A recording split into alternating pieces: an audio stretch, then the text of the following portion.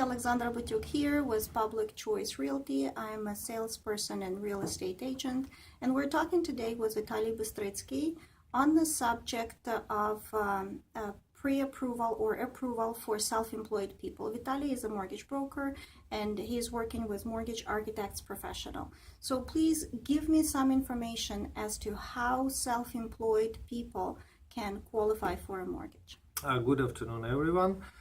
First of all, I would like to inform you that minimum down payment was not changed according to your rules. Like everybody asks about it.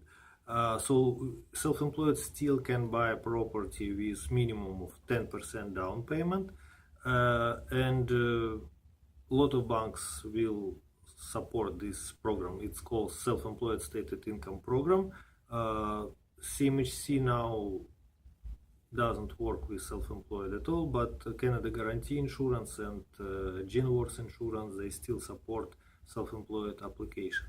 So for the 10% down payment deal, what do you need to provide?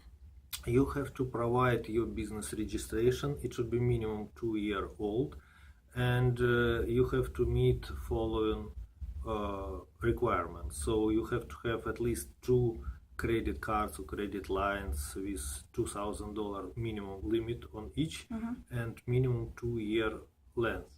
So, and your credit score should be better than 650, but in real life most banks and most financial institutes requires credit score 680 or higher. And one very important thing, you have to pay all your cards and lines in time last 2 years. So last 2 years you don't have to have any issues with your credit, like no collections, no missed payments, late payments, nothing. So, and they are very strict with it, because it doesn't matter what financial institute you go, but all financial institutes have to follow insurer guidelines.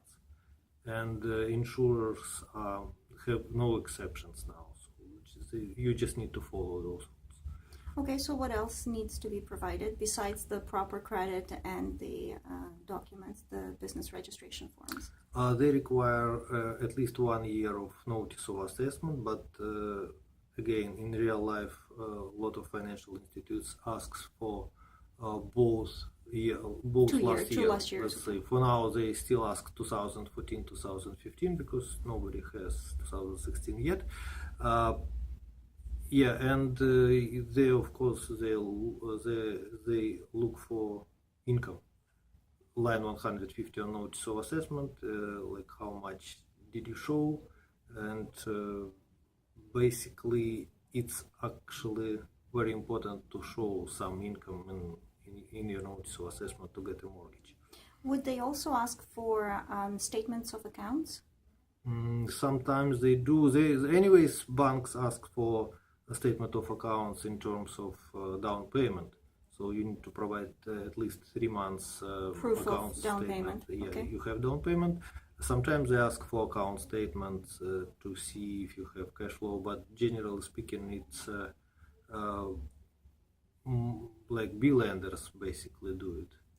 Like A lenders, they don't ask for account statements. B lenders may ask. Okay.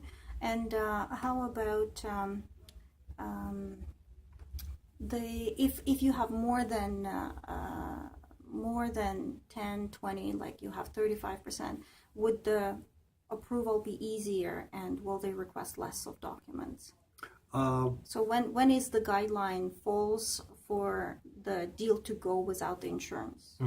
So for self-employed application, you need to show 35% down payment to avoid insurance. Okay.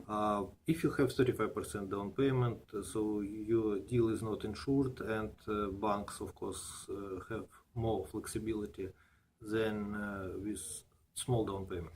Would the interest rate be higher for self-employed people versus a regular applicant?